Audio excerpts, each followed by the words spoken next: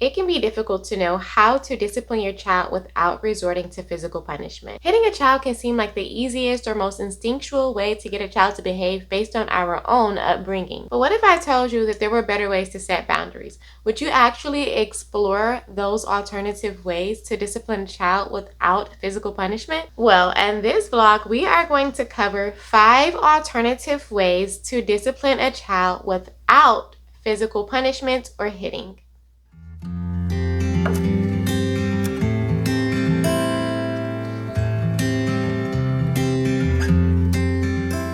There are a number of ways to discipline a child without resorting to physical punishment.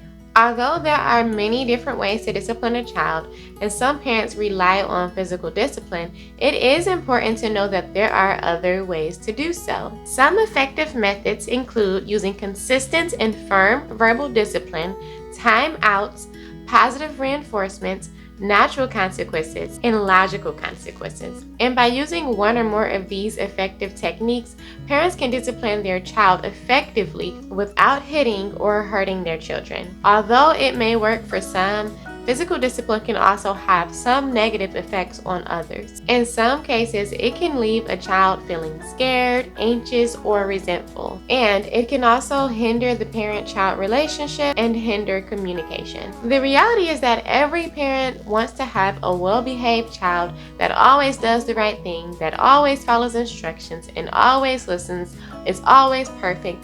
But unfortunately, that's just not always the case, and it's just not always realistic. Children are curious and impulsive by nature, and it is inevitable that they will mess up or misbehave from time to time. But that is why it's so important to teach them our desired behavior for them in a way that's going to stick, as opposed to a way that's just going to be short term and quick and get us what we're looking for in that moment, but not necessarily work for us in the long run. Discipline is an essential part of raising a child, but discipline does not always have to mean hitting. Hitting is just one of the most common methods used today, and this is because most parents were conditioned to respond and discipline in this way based on our own upbringing, based on our peers and those around us, and also based on family history. But there are instances where hitting a child can actually do more harm than good, and it can also teach a child that aggression and violence is an acceptable way to solve a problem and to react when we're frustrated. But most importantly, it can also cause mental, emotional, and sometimes physical harm in worst cases. No parent is perfect, and we all know that parenting isn't easy, and our toddlers, they definitely have their ways.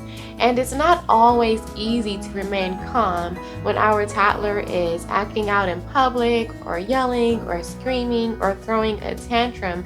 But today I am here to just share maybe 5 alternative methods that you can use that will be effective in helping you learn how to discipline in a way that is going to help you and your child in the long run, and you will not have to resort to hitting. One alternative is to use consistent and firm verbal discipline. This involves setting clear expectations and rules for behavior and consistently enforcing those rules by using verbal reminders and praise when the child behaves correctly. And if the child does break the rules, which inevitably may happen from time to time, you can still utilize firm consequences such as timeouts or loss of privileges. The most effective way to use consistent and firm verbal discipline is to always react, respond, and discipline in the same way to similar misbehavior.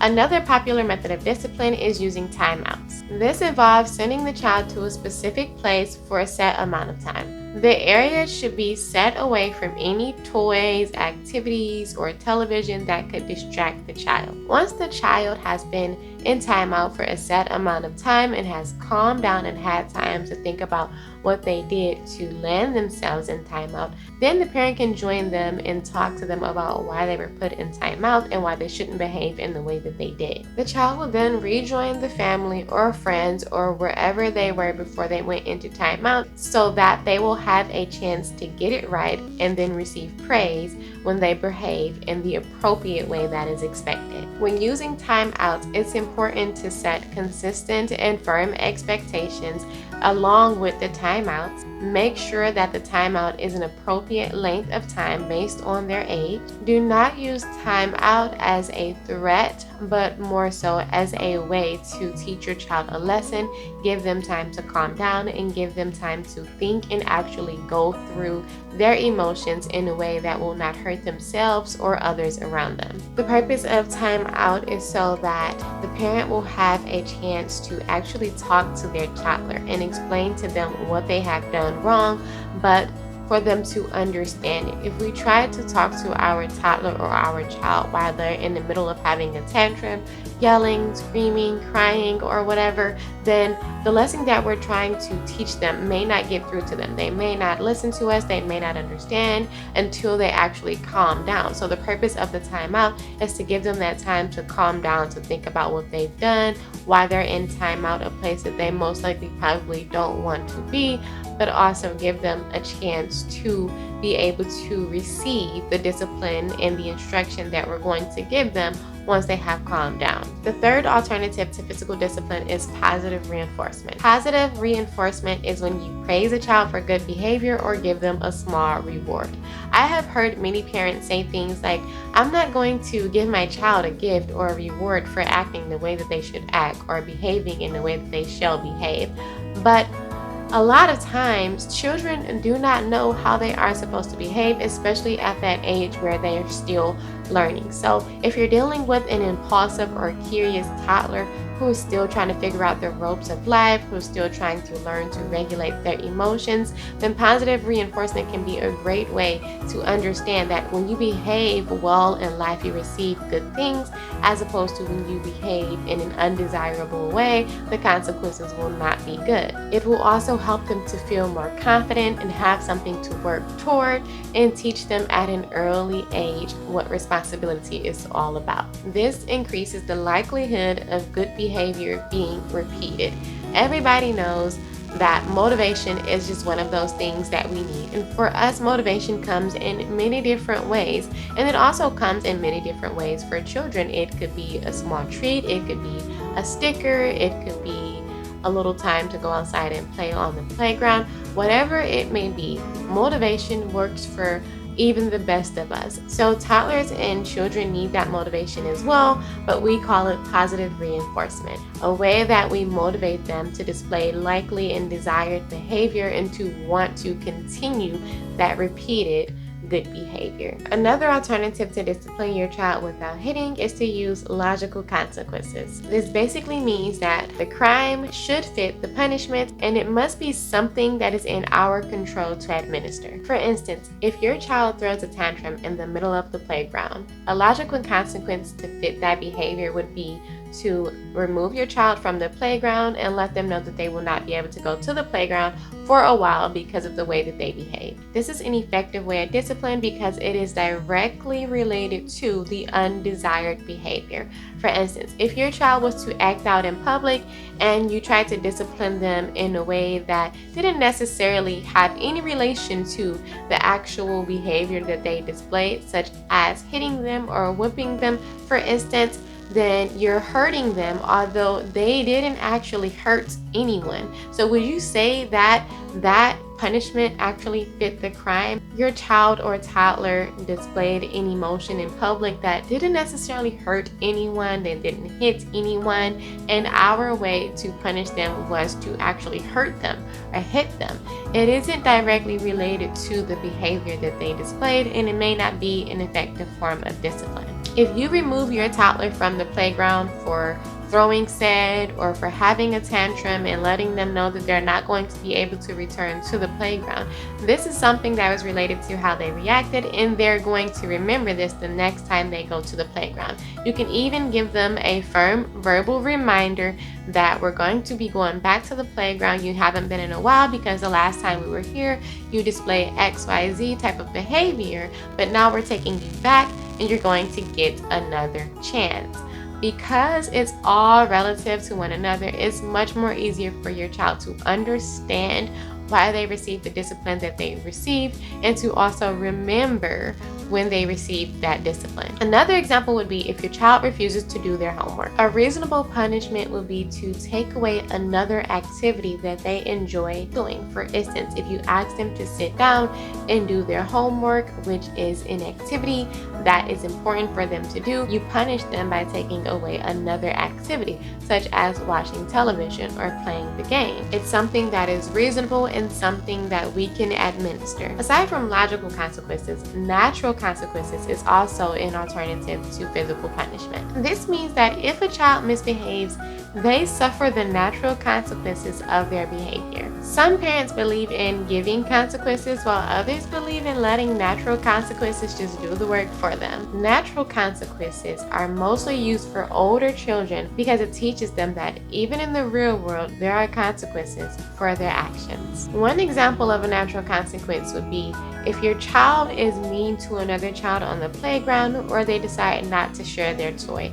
Naturally, that child is not going to want to be their friend, and they're probably not going to want to play with them either or share their toys with them, vice versa. So naturally, you didn't necessarily have to step in and discipline your child, but they're going to want to understand later why the children on the playground aren't going to want to play with them. They're going to want to understand why the other children aren't sharing with them. And then you would explain to them it's because of the way that you behaved towards that child. You were mean, you didn't share, and now they don't want to play with you.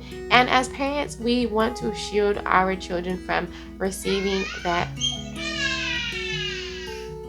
As a parent, we will naturally want to protect our children from being, as a parent,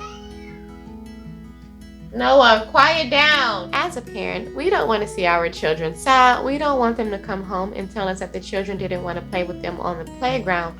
But unfortunately, that is a natural consequence of being mean and not sharing. So it is a consequence that happens even in the real world, and it's a way to teach older children a lesson, one that they may remember because it's something that they can actually feel.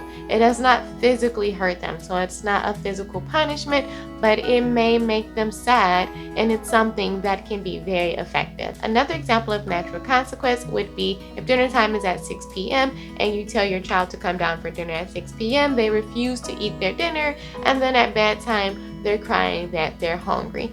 Naturally, they're going to feel hungry, and we're going to explain to them that the reason that they feel this way is because they did not listen to their parents when we told them it was time for dinner. As a parent, of course, we will then give them a snack, something to hold them over through the night, but because they had that feeling, they know what it felt like to be hungry, and they now understand that the reason they felt that way was because they didn't eat their dinner.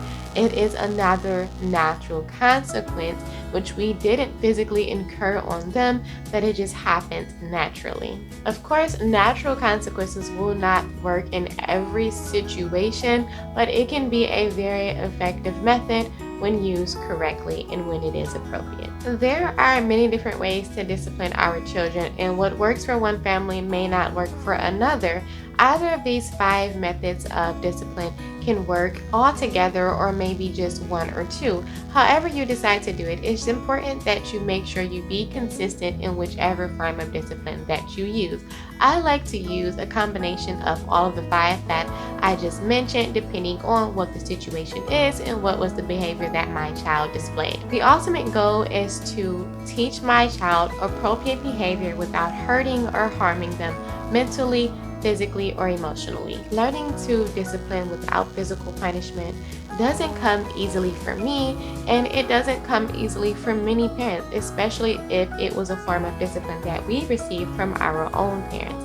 But if we remember the reason that we're doing it and who we're doing it for, and we do it for a little while and we see how much more effective it can be than just using short-term physical punishment that will work there and now, but it's not going to work in the long run, and we see some of the negative consequences that it can have, we will then learn that with a little patience and a lot of effort, we can learn to effectively discipline our children without harming them, without hitting them, and without using physical punishment. If you have any additional alternative methods to physical discipline or hitting your child that you would like to share, please leave them below in the comment section so that we can all share them with each other. And I hope that some of the ones that I mentioned you found helpful, or if you know someone who may find these methods helpful, please do share it with them as well. If you found this video helpful, don't forget to give it a big thumbs up and subscribe to my channel for more content just like this. And most importantly, thank you so much for watching. That is all I have for today.